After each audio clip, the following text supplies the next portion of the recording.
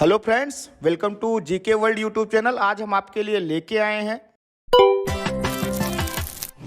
ताम्र पाषाण कालीन संस्कृति, उससे रिलेटेड क्वेश्चंस आपको इस पूरे पीपीटी में मिलेंगे। अगर आपको इसकी पूरी फाइल की पीडीएफ चाहिए तो आप क्या करेंगे, पहले चैनल को सब्सक्राइब करके बेल आइकॉन को हिट करेंगे और नीचे आपको टेलीग्राम का एक लिंक मिलेगा दिया हुआ, जिस पे आप क्लिक करके हमारा ग्रुप ज्वाइन कर लेंगे। उस पर इसी की पीडीएफ नहीं और भी ढेर सारे पीडीएफ फाइल, ढेर सारे प्रैक्टिस से ढेर सारे वीडियोज आपको मिल जाएंगे, जो कि आपको एग्जाम में बहुत ही हेल्पफुल रखेंगे। तो चलिए शुरू करते हैं आज के हमारे पहले क्वेश्चन से। तो देखते हैं क्या है हमारा पहला क्वेश्चन। ताम्र पाषाणिक संस्कृति ग्रामीण थी, फिर भी इसमें कुछ नगरीय स्थल पाए गए हैं। उन नगरीय स्थलों का नाम बताइए।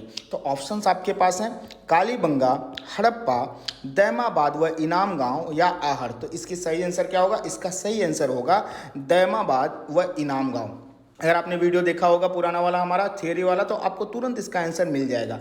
खास बात क्या है कि दैमाबाद किस संस्कृति में आता है? जोरवे संस्कृति का पार्ट है और यह पूरे ताम्र पाषाणिक स्थल जितने भी मिले हुए हैं उनमें सबसे बड़ा है, सबसे बड़ा है। साथ ही इनाम गांव और दैमाबाद दोनों कहाँ पे हैं? ये दोनों महाराष्ट्र में हैं, दोनों महाराष्ट्र में, जिसमें से इनाम गांव आपके पुणे में और दैमाबाद अहमदनगर जिले में पाया जाता है। अगला प्रश्न देखते हैं कि दैमाबाद की विशेषता बताइए। यहाँ से कांसे का रथ प्राप्त हुआ है।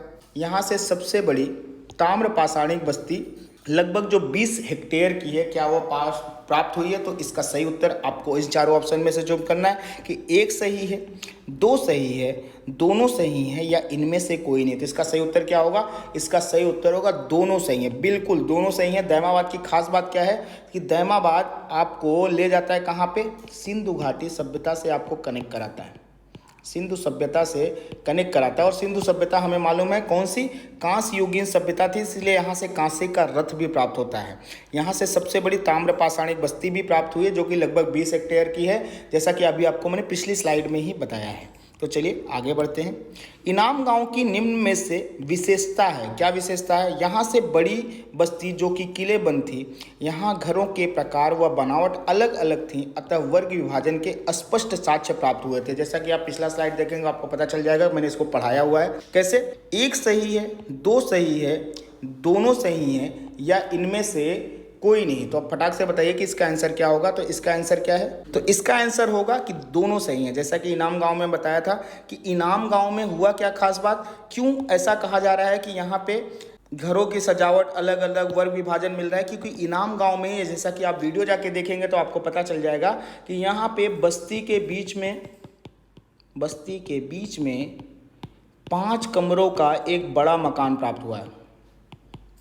साथ ही यहाँ से इस मकान से और भी ढेर सारी चीज़ें प्राप्त हुई, जो कि धीरे धीरे दिखाता है कि किसी धनाढ्य व्यक्ति का यह मकान था और यही वर्ग विभाजन का सबसे पहले शुरुआत देखा जाता है। और साथ ही यहाँ पे किलेबंद ढेर सारी बस्तियाँ प्राप्त हुई। इनाम गांव पूरी की पूरी इनाम गांव बस्ती किलेबंद थी। तो आइए अगले प्रश्न की तरफ बढ़ते हैं। बड़े पैमाने पर तांबे के अवशेष प्राक हड़प्पा व हड़प्पा कालीन अवशेष कहाँ से प्राप्त हुए थे?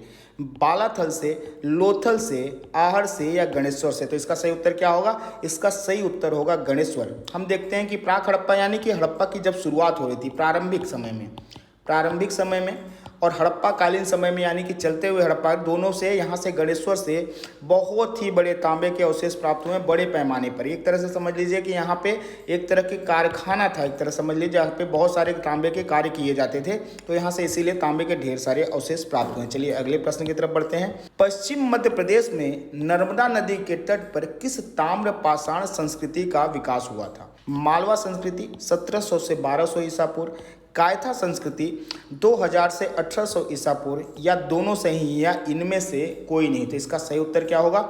इसका सही उत्तर होगा दोनों सही हैं। मालवा संस्कृति का विकास भी नर्मदा नदी के किनारे हुआ है, साथ ही कायथा संस्कृति का विकास भी नर्मदा नदी के किनारे हुआ है। और ये दोनों संस्कृतियों का विकास बहुत ही उम्दा तरीके से, यानी कि बाद में नगरीय सभ्यता के रूप में और ज़्यादा होता है। और ये ताम्र पाषाणिक स्थल थे, साथ में इनका टाइम पीरियड भी दिया हुआ है। अगर आपको ईसा पूर्व और साथ में ईस्वी सन में कन्फ्यूजन है, तो जब हमने इतिहास की शुरुआत की, हमारा पहला चैप्टर जब हमने पाषाण काल बताया है, तब उसमें जाके आप देख सकते हैं कि आपको इसके बारे में पूरी डिटेल जानकारी दी हुई है। आइए अगले प्रश्न की तरफ चलते हैं। आहड़ और गिलुंड व बालाथल किस राज्य में है? राजस्थान में है, हरियाणा में है, पंजाब में है या मध्य प्रदेश में, तो इसका सही उत्तर होगा बेटा राजस्थान। अगर आप जाके देखेंगे हमारा वीडियो तो हमने पूरा मैप डाल के आपको दिया हुआ है और उस मैप में आपको यहाँ वाला जो रीजन है, यहाँ से लेके यहाँ तक जो भी राजस्थान के रीजन्स हैं, यहाँ पे सारे के सारे स्थल आपको उस मैप में मिल जाएंगे। तो कहाँ पे है? आहाड़ गिलुन बालाथर राजस्थान में है। निम्न विशेषता किस स्थान की है? तांबे के सर्वाधिक उपकरण प्राप्त होने के कारण ताम्रवती कहते हैं। यहाँ से कपड़े की छपाई के लिए ठप्पे प्राप्त हुए। ठप्पे का मतलब क्या होता है? ठप्पे का मतलब होता है कि जैसे आज के डेट में आप देखिए बहुत सारे डिजाइन्स छपे हुए रहते हैं टी शर्ट्स पे, शर्ट पे, तो उसको ठप्पा मार के पहले छाप दिया जाता था कोई डिजाइन। तो कहाँ से मिले हैं? बालाथल से, बैराट सभ्यता से, पीलीबंगा से या आहड़ सभ्यता से। तो इसका सही उत्तर क्या होगा? इसका सही उत्तर होगा आहड़ सभ्यता।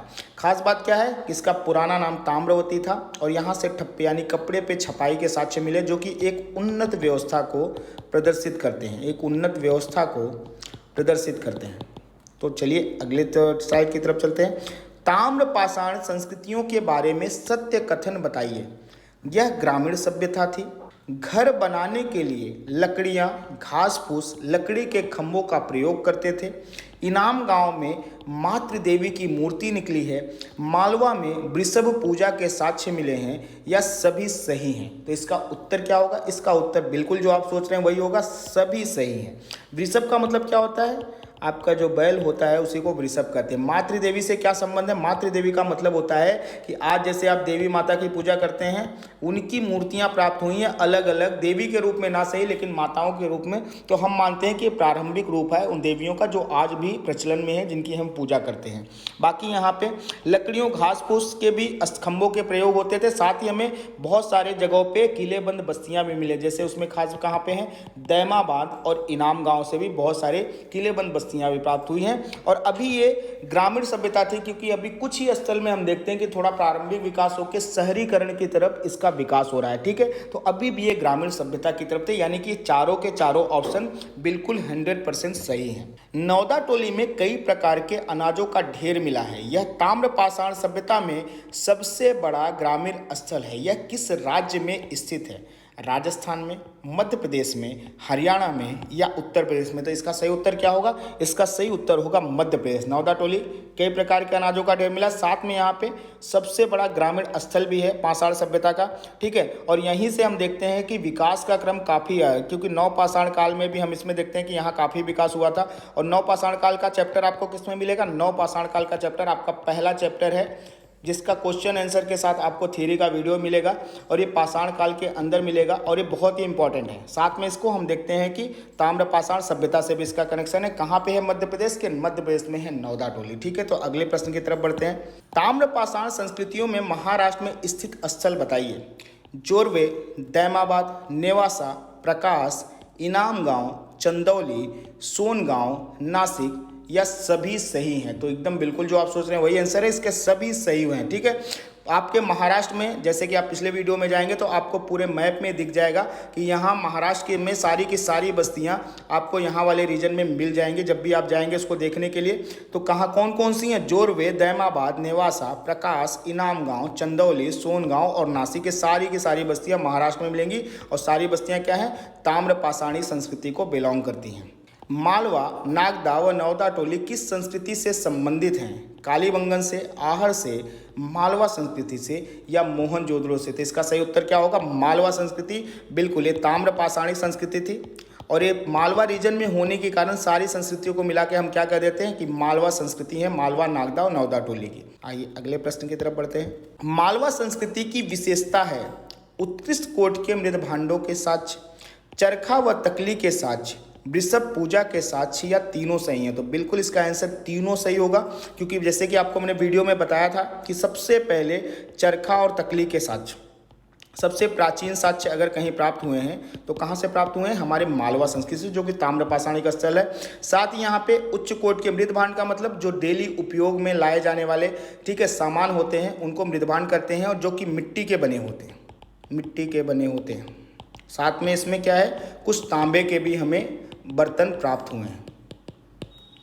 वृषभ पूजा के साथ यहीं से मिले। वृषभ का मतलब क्या आता है? बैल की पूजा। आज भी हम करते हैं नंदी के रूप में बैलों की पूजा।